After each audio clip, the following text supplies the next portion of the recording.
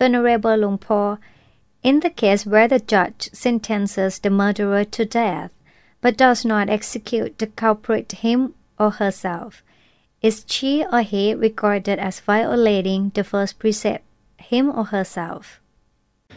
In the matter of punishment by law, first of all, you should understand there is constitutional law and subordinate law. The subordinate law is dependent on the constitutional law. For example, if judged by the subordinate law and the accused is found guilty, but the constitutional law says that he is innocent, then he will be exonerated from the occasion. However, the guilt in terms of the precepts is based on the law of karma. Don't mix them up. Once one is jumbled up about the worldly law and the karmic law, they are unable to make a righteous judgment. The worldly law was created by human beings and is used to settle disagreements that occasionally occur. And often, it is applied to the same kinds of cases, but different verdicts are brought in.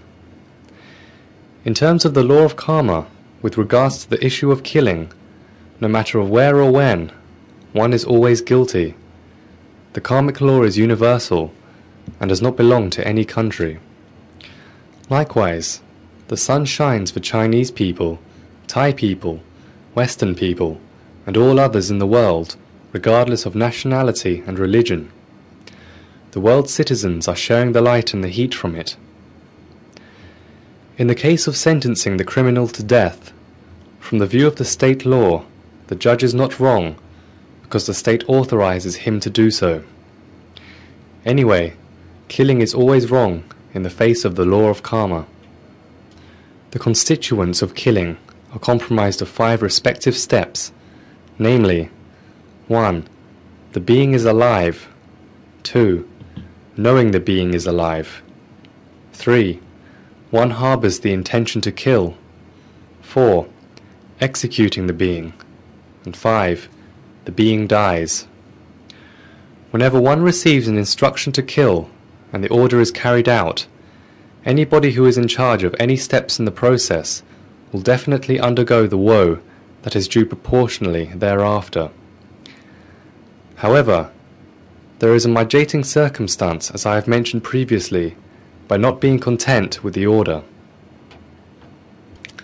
And secondly, the villain who receives the death sentence realizes his or her immoral conduct and admits their guilt, as well as not entering into a feud with the judge.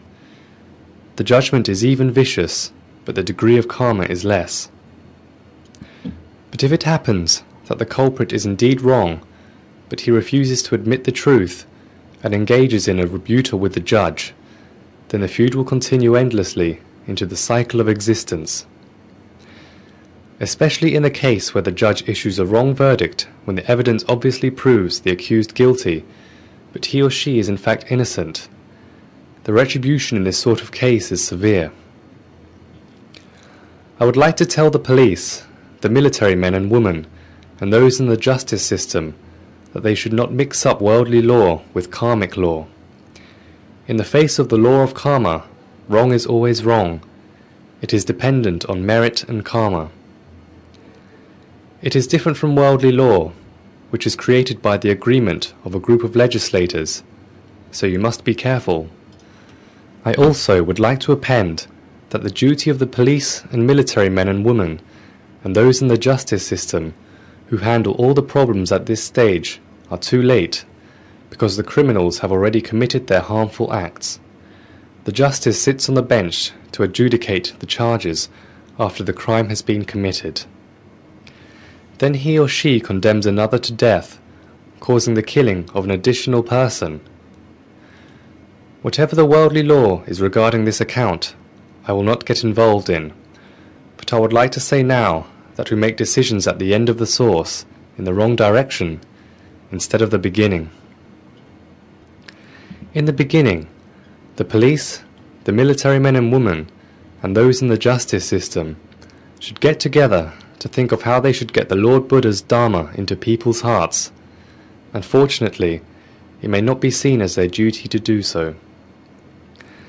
As a matter of fact, it is the responsibility of everyone in the nation to give his or her ideas to settle certain measures and help subside problems in preventive ways rather than corrective ways, so that 1. Execution is the last resort, and a minimum of criminals is subjected to it. 2. Or perhaps the courts can show clemency towards the criminals by resorting to a life sentence in prison. Why?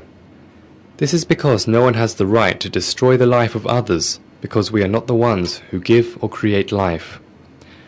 In conclusion, killing for any reason is always wrong and will create a circle of vengeance without an end. Furthermore, after committing the first murder, then the second, and the third will come. Why? This is because we have not yet corrected the mischievous traits of the younger generation, so the criminal conduct is never-ending.